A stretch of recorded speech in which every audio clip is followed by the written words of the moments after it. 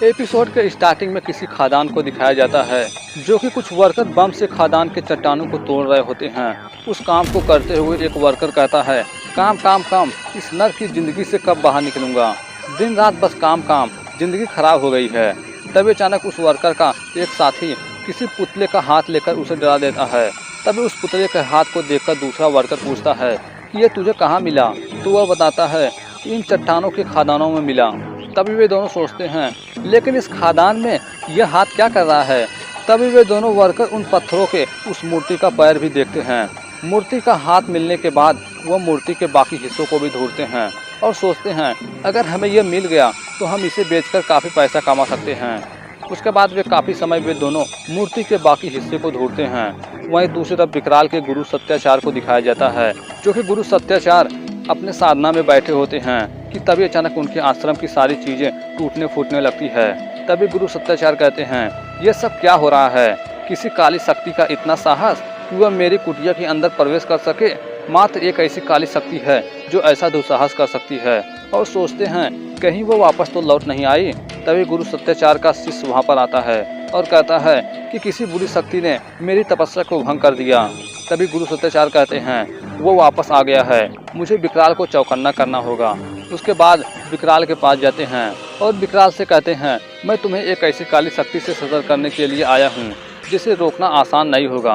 वो वही है जिसकी वजह से मैंने तुम्हें इस शहर की सीमा को पार करने से रोका था।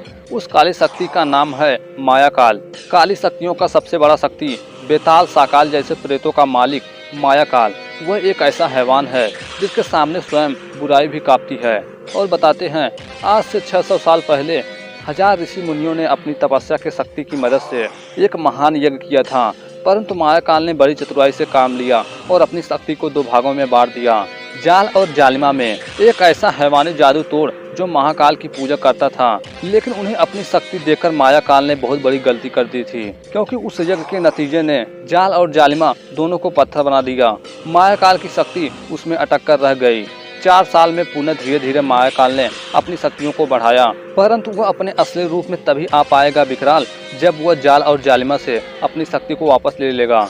वहीं उस खादान के वे दोनों वर्कर पुतले के बाकी हिस्सों को ढूंढ रहे होते हैं और वे काफ़ी समय ढूंढने के बाद सभी हिस्से को ढूंढ लेते हैं। वहीं दूसरी तरफ विकराल किसी जादू किताब में पढ़ते हैं जो कि लिखा होता है, जाल हजारों साल पुराना एक काली शक्तियों के जादूगरों को तांत्रिकों ने अपनी शक्तियों से एक पुतला बना दिया था, एक गुफा में बंद कर दिया था। तभी विकराल सोचते हैं, अगर जाल गुफा में कैद कर दिया गया था तो वह कैसे आया है। वहीं दूसरी तरफ वे दोनों वर्कर उस पुतले के सारे अंग को ले जाकर फैक्ट्री में जोड़ देते हैं। वहीं दूसरी तरफ विकराल अपने ऑफिस में होते हैं कि वहाँ पर कोई चिट्ठी आती है, जिस चिट्ठी में लिखा होता है, पुराने कब्रिस्तान में सर कटा धर 2 दिनों से घूम रहा है, सिर्फ 11 से 1 बजे के बीच वह देखने को मिलता है। उसके बाद विकराल वहाँ जाने के लिए निकल पड़ते हैं। तभी अचानक विकराल के ऑफिस में कोई मायावी शक्ति आती है और वह विकराल के ऑफिस में कैद किसी बुरी शक्ति को आज़ाद कर देती है। वह बुरी शक्ति आज़ाद होने के बाद कहता है, मैं आज़ाद हो गया, लेकिन कैसे। तभी वो अपने सामने अपने मालिक की शक्ति को देखता है, जो कि उसके मालिक की शक्तियाँ विकराल पर नज़र रखने के लिए उसे कहती हैं। उसके बाद वह विकराल पर नज़र रखने के लिए वहाँ से चला जाता है। वहीं वे दोनों वर्कर उस पूरी मूर्ति को जोड़ देते हैं, जो कि वह मूर्ति बिल्कुल इंसानों की तरह लग रही थी। और वे देखते हैं कि उस पुतले पर कोई अजीब तरह का अक्षर लिखा हुआ दिखता है। तभी रात भी काफ़ी हो चुकी होती है। उसके बाद एक वर्कर घर चला जाता है, लेकिन एक वर्कर वहीं रुकता है और उस पुतले पर लिखे अक्षरों को किसी कागज़ के पन्ने पर उतार लेता है और उसे ले जाकर गुरु सत्याचार के शिष्य को दिखाता है, जो कि वे उस वर्कर से पूछते हैं कि ये तुम्हें कहाँ मिला। लेकिन वह वर्कर किसी तरह से बहाना बना देता है कि बस ऐसे ही मुझे मिल गया था। और वह कहता है, यह किसी खजाना का चक्कर तो नहीं है, बताइए ना क्या लिखा है। तभी वे बताते हैं, यह कोई खजाना नहीं बल्कि कयामत है।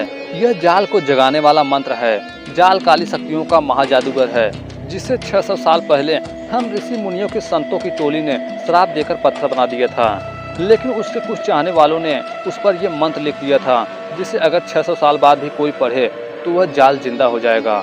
लेकिन जाल जब तक अपने सोने का ताज नहीं पहनता तब तक वह जगाने वाले हाथ का कठपुतली बनकर उसके हर हुकूमत का पालन करेगा, सिर्फ उसके ताज उसके मुकुट पहनने तक। तभी वो वर्कर सोचता है, इसका मतलब मैं जाल को जिंदा कराकर उससे कुछ भी करवा सकता हूँ, उसका ताज पहनकर। तभी वो वर्कर उसमें उस पन्ने में लिखे हुए अक्षर को पढ़ने के लिए कहता है, जिसके लिए वह उसे पैसा देने के लिए भी तैयार होता है। जो कि वह ऋषि मुनि उस कागज के पन्ने पर लिखे हुए अक्षरों को पढ़कर उसे जला देता है। तभी वो वर्कर काफी गुस्सा होता है कि तुमने इसे जला क्यों दिया, लेकिन अब कुछ नहीं हो सकता था। उसके बाद वह तांत्रिक उस वर्कर को वहाँ से भगा देता है। तभी तांत्रिक को शक होता है कि जरूर वह मुझसे कुछ छुपा रहा है, कहीं इसके पास जाल तो नहीं है। वही वो वर्कर वहाँ से जा रहा होता है कि वह सोच रहा होता है, अब मैं उस मंत्र को कैसे पढ़ूंगा। लेकिन वह उस मंत्र को पढ़ नहीं सकता था, बल्कि सुन भी सकता था, क्योंकि वह तांत्रिक की कही हुई बात को टेप राइटर में रिकॉर्ड कर लिया होता है। क्योंकि वह वर्कर जानता था कि वह जरूर कुछ न कुछ गड़बड़ करेगा, इसलिए वह उसकी हर बात को रिकॉर्ड कर लिया था। तभी वह उस मंत्र को सुनता है कि तभी वहाँ उसका दूसरा वर्कर, उसका साथी आता है, जो कि वह उन दोनों की सारी बातों को सुन लिया था। इसलिए वे दोनों मिलकर आगे का प्लान बनाते हैं। वहीं दूसरी तरफ विकराल मिली चिट्ठी के अनुसार उस कब्रिस्तान में जा रहे होते हैं।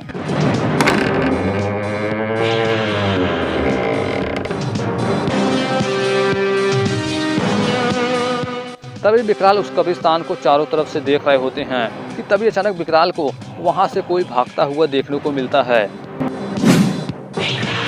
तभी अचानक वह शख्स विकराल के पीछे आता है कि तभी विकराल अचानक उस पर हमला कर देते हैं। तभी देखने पर पाते हैं कि वह कोई और नहीं बल्कि लिली ही थी। तभी विकराल के पूछने पर लिली बताती है कि जब गबरू और मैं थिएटर से लौट रहे थे ना, तो आपके टेबल पर कोई लेटर मिला था और मैंने सोचा कि आप कब्रिस्तान में होंगे, इसलिए मैं आपकी मदद करने के बारे में सोची।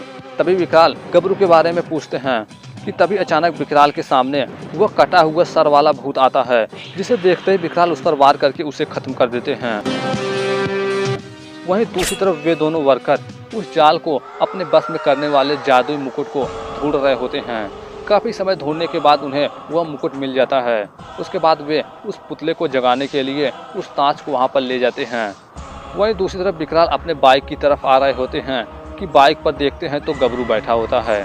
विकराल गबरू से मिलते हैं। तभी अचानक वो बुरी शक्ति विकराल के पीछे आकर विकराल पर नजर रख रही होती है। तभी वहाँ गुरु सत्याचार आते हैं और विकराल को कहते हैं कि विकराल, कल सुबह की पहली किरण के साथ तुम मुझे मेरी कुटिया पर मिलो, एक बहुत बड़ी गंभीर समस्या के बारे में चर्चा करनी है।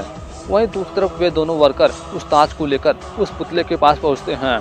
उसके बाद वह वर्कर उस टेप राइटर में रिकॉर्ड उस मंत्र को चालू करके उस पुतले को सुनाता है। पहली बार मंत्र को सुनता है तो कुछ नहीं होता, लेकिन जब दूसरी बार मंत्र सुनता है तो वह पुतला जिंदा हो जाता है। तभी उन दोनों वर्कर में से एक वर्कर उस ताज को पहन लेता है, जिसके कारण वे उसके मालिक बन चुके थे और उस जाल को बहुत सारा सोना चांदी लाने के लिए कहते हैं, जो कि वह पुतला बिल्कुल उनके कहे अनुसार करता है और वहाँ से चला जाता है। वहीं दूसरी तरफ विकराल अपने गुरुजी से मिलते हैं, जो कि विकराल के गुरुजी कहते हैं कि जाल इसी शहर में कहीं है विकराल। जो कि गुरु सत्याचार का शिष्य बताता है कि मेरा एक शिष्य है बटू, शायद जाल का पता उसके पास है। तभी गुरु सत्याचार बताते हैं अगर जाल जाग गया तो कहर ढा जाएगा विकराल, वह जागेगा तो जालिमा भी आएगी, जाल की प्रेमिका काली शक्तियों की जादूगरनी। आज से 6 साल पहले जाल और जालिमा को श्राप दिया गया था। उसके मुताबिक जाल को पुतला बनाकर एक जंगल में गाड़ दिया गया था और जालिमा को एक लंबी नींद में सुलाकर किसी जजीरे पर कैद कर दिया गया था, ताकि वह घोल ना सके और काली शक्तियों का संगम ना हो सके, यानी जाल और जालिमा मिल न सके। अगर ऐसा हुआ, अगर जाल और जालिमा मिल गए तो खतरों की कोई सीमा नहीं होगी विकराल। उसके बाद विकराल को मिली खबर के अनुसार विकराल जाल को जिंदा होने से रोकने के लिए गुरु सत्याचार का शिष्य विकराल को उस फैक्ट्री में ले जाता है। वहीं उस फैक्ट्री में वे दोनों वर्कर उसका इंतजार कर रहे होते हैं कि तभी वहाँ वह पुतला बहुत सारा सोना चांदी लेकर आता है। इतना सारा सोना चांदी पाकर वे दोनों वर्कर बहुत खुश होते हैं। उसके बाद वे लोग उसको दूसरा हुक्म देते हैं और उसके बाद वे दोनों एक गर्लफ्रेंड लाने के लिए भेजते हैं। वहीं दूसरी तरफ विकराल उस फैक्ट्री की तरफ आ रहे होते हैं। तभी वे दोनों वर्कर देखते हैं कि वह तांत्रिक विकराल को लेकर उस फैक्ट्री में आ रहा होता है। विकराल को देखते हुए दोनों कहते हैं तांत्रिक जाल को हमसे छीनने के लिए विकराल को लेकर आ रहा है, इसको छोड़ूंगा नहीं। उसके बाद विकराल पूरी फैक्ट्री को अपना लाल चश्मा लगाकर चेक करते हैं तो पाते हैं कि जाल वहाँ पर नहीं होता, लेकिन विकराल को वहाँ पर कुछ जादुई पत्थर मिलते हैं, जिससे विकराल को इतना पता चल जाता है कि जाल यहाँ पर था। जो कि तांत्रिक को शक होता है कि वह जरूर उसे बुरे काम करने के लिए वे वर्कर उसे भेजे होंगे। उसके बाद विकराल और लिली जाल को शहर में जाकर ढूंढने की कोशिश करते हैं और विकराल गबरू उर्फ हाफ टिकट को तांत्रिक के साथ यही रहने के लिए कहते हैं। वहीं दूसरी तरफ शहर में जाल उन दोनों के लिए कोई गर्लफ्रेंड ढूंढने के लिए गया होता है। तभी अचानक उसके सामने कोई लड़कियां दिखाई देती हैं। वहीं दूसरी तरफ विकराल भी वहीं पर आ रहे होते हैं। वहीं जाल एक लड़की को लेकर वहां से चला जाता है। उसके बाद विकराल उसी जगह पर पहुंचते हैं जहां पर विकराल को एक और जादुई पत्थर देखने को मिलता है, जो कि वो पत्थर फैक्ट्री की तरफ जा रहा होता है। उसके बाद विकराल वहां से निकलते हैं, जो कि वह भूत भी विकराल का पीछा कर रहा होता है, विकराल पर नज़र रख रहा होता है। वहीं दूसरी तरफ फैक्ट्री में तांत्रिक और गबरू फैक्ट्री को अच्छी तरह से देख रहे होते हैं। काफ़ी समय फैक्ट्री को देखने के बाद गबरू के सामने वह जाल आता है, जो कि वो उसके साथ एक लड़की भी होती है। तभी वहाँ वे दोनों वर्कर आते हैं और वे कहते हैं, तांत्रिक, मैंने तुझ पर भरोसा किया, तुमने विकराल को लाया मेरे खिलाफ। तभी वे दोनों वर्कर तांत्रिक को रोकने के लिए जाल को हुक्म देते हैं। उसके बाद जाल उस तांत्रिक पर हमला करने के लिए उसकी तरफ बढ़ता है और आखिरकार उस तांत्रिक पर हमला कर देता है। तभी वे वर्कर जाल पर गुस्सा होते हैं और कहते हैं, जान से मारने के लिए तुझसे किसने कहा था? अब ये खुद हमारे सर पर आएगा ना। हमने इसे बस रोकने के लिए कहा था, इसे मार दिया, इसका मतलब हम कहेंगे तो हमें भी तू मारने लगेगा। तभी अचानक सच में जाल एक वर्कर पर हमला करके उसे भी जान से मार देता है। यह देखकर गबरू कहता है, बाप रे, अच्छा हुआ विकराल नहीं आया, वरना उसका तो हार्ट अटैक आ जाता। मेरा दिल तो फिर भी फौलाद का है। उसके बाद वह दूसरे वर्कर पर भी हमला करने के लिए उसकी तरफ बढ़ता है। तभी वह वर्कर डर के मारे वह ताज उसे देने लगता है और कहता है, मुझे छोड़ दो।